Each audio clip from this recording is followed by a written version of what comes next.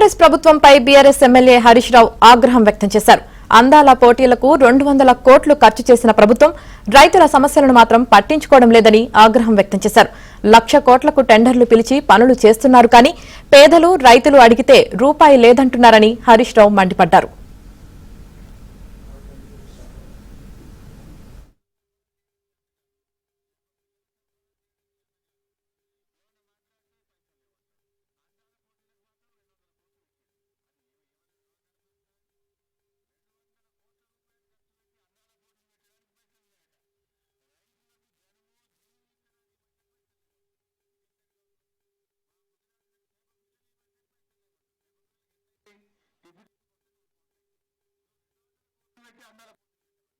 సరఫరా చేయడం చేత కాదు, చేప పిల్లలు సరఫరా చేయడం చేత కాదు, ఏమన్నా మాట్లాడితే పైసలు లేవంటాడు. అందాల పోటీలకు మాత్రం 200 కోట్లు పెట్టిండు. అది ఎవరు గర్భం? 200 కోట్ల రూపాయలు ఖర్చు పెట్టి అందాల పోటీలు పెట్టడానికి పైసలు ఉన్నాయట. రైతులకు జనము జీలు విత్తనాలు ఇవ్వమంటే పైసలు లేవంటాడు. ఇది ఎక్కడి గవర్నమెంట్?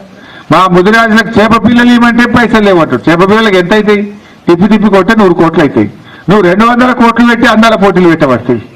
అది ఏ వర్గానికి, ఏ గ్రామానికి, ఏ ప్రజల కడుపు నింపుతుందని నేను అడుగుతా ఉన్నా. ఎవరి కోసం అందాల పోటీలు నిర్వహిస్తున్నావు? దాని ద్వారా ఈ రాష్ట్ర ప్రజలకు వచ్చేది ఏందో ఇవాళ ముఖ్యమంత్రి గారు సమాధానం చెప్పాలి. ఢిల్లీకి కప్పం కట్టడానికో కాంట్రాక్టర్ల కోసం మాత్రం నీకు 1,00,000 కోట్ల రూపాయలు వస్తున్నాయి. పేద ప్రజలు అడిగితే, రైతులు అడిగితే, మత్స్యకారులు అడిగితే, మా కుల వృత్తుల వాళ్ళు అడిగితే మాత్రం డబ్బులు లేవని చెప్పి మాట్లాడుతున్నారు.